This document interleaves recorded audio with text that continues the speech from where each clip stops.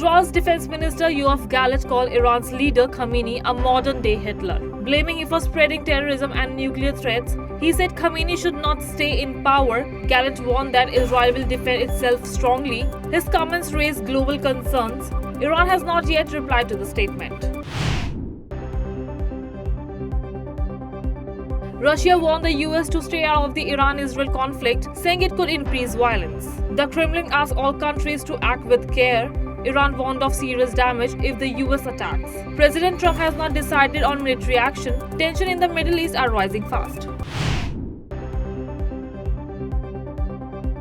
Israel attacked Iran's nuclear site in Arak and Natanz after a hospital in Tel Aviv was bombed. Israel blamed Iran backdrops and said the strikes were for security. Iran called the attacks illegal and warned for revenge. The UN and world powers urged both sides to stop and talk peacefully. Home Minister Amit Shah said people who speak only English may feel ashamed in the future, as India should value its own language. English should not define identity. His statement caused debate. Later explained he respects English but wants people to use their respect their mother tongues more.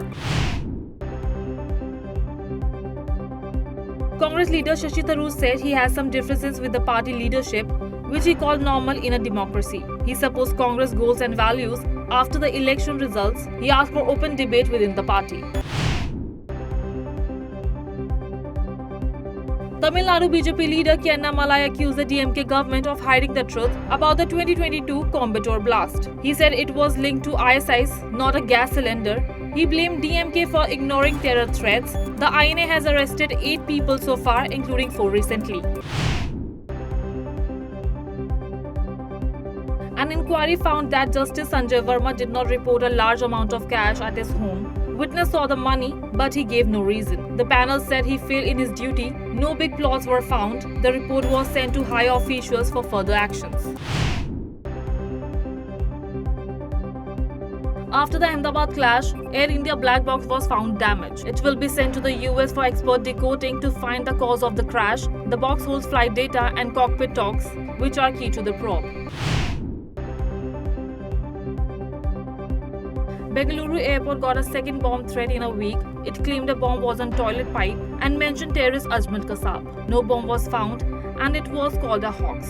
Security is now tighter and police are still investigating the threat. NASA has confirmed the launch time of Indian scientist Subhanshu Shukla's climate mission from Florida. He will join a global project to study Earth's climate. Shukla thanked ISRO and his mentors. This is a proud moment of India. The mission will give full useful data on climate change and global teamwork.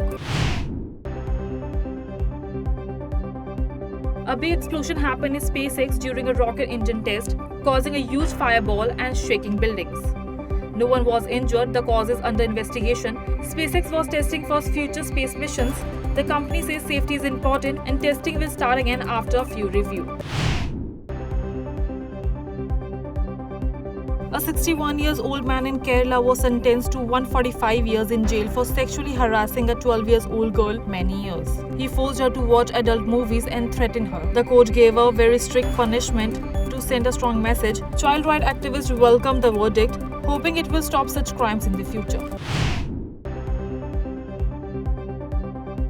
A Hindu college girl in Madhya Pradesh was sexually harassed by 2 men and pressured to convert to Islam. Another man stopped her for visiting temples.